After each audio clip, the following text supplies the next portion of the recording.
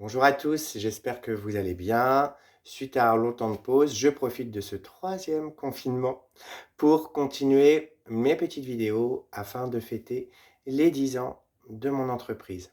Aujourd'hui, je voulais vous raconter ce qui a fait que j'habite dans cette super maison à la campagne en Loire-Atlantique.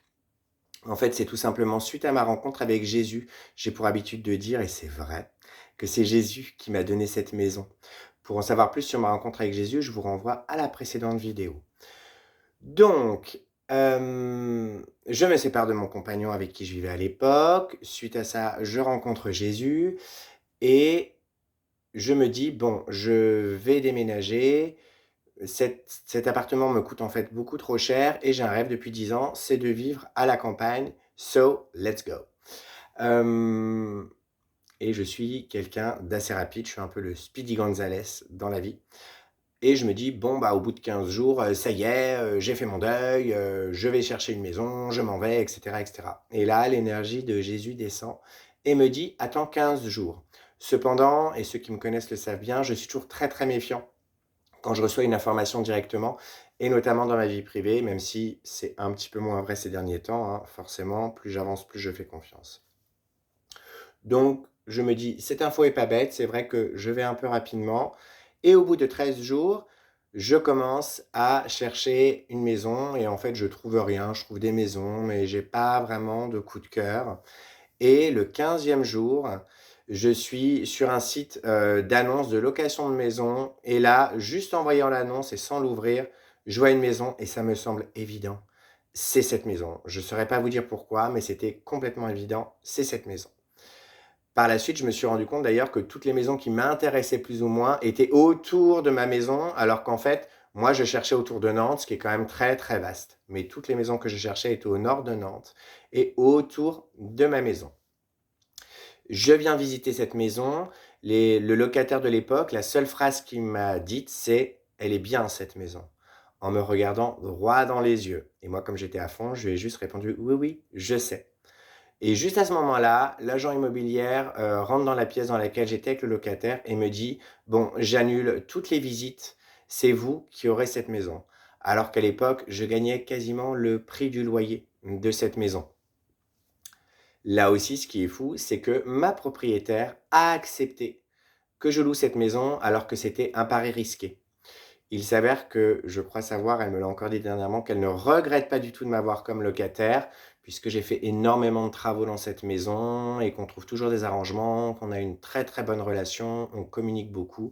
Pour moi, l'important, c'est que ça se passe vraiment bien avec elle. J'ai absolument pas envie, d'avoir de problèmes, mais en même temps, il n'y a pas de situations qui peuvent générer des problèmes.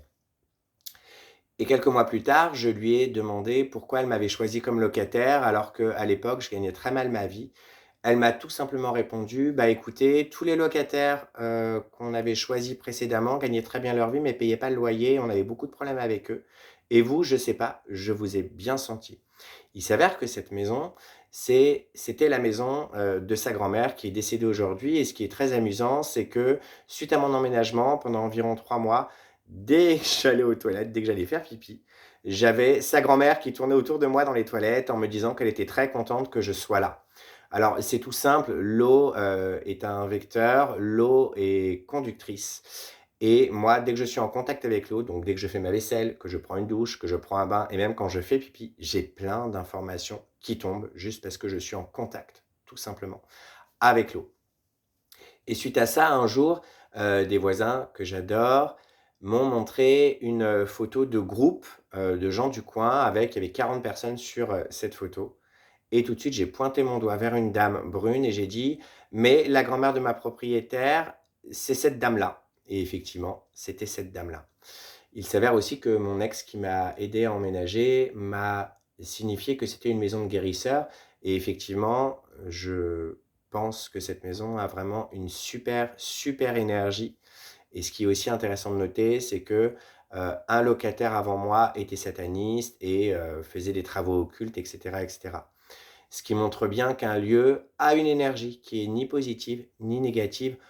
Il suffit juste d'en faire quelque chose et j'essaye, à travers mon travail, d'en faire quelque chose de chouette. Je ne vais pas dire quelque chose de positif, je ne sais pas si ce que je fais, c'est positif ou négatif. Je fais les choses et après, c'est aux personnes qui viennent me rencontrer de voir si, l'effet que ça produit est positif ou négatif. Et quelques mois ensuite, j'ai réalisé qu'en fait ma maison qui est au bord, d'une route de campagne était en fait sur le chemin de Compostelle. Donc là aussi, c'est vraiment un très, très chouette clin d'œil. Voilà ce que je pouvais vous dire aujourd'hui concernant, mon parcours, concernant les expériences assez incroyables à mes yeux que j'ai vécues pendant 10 ans. Sur ce, prenez bien soin de vous, mes prières vous accompagnent et que Dieu vous garde. Bye bye.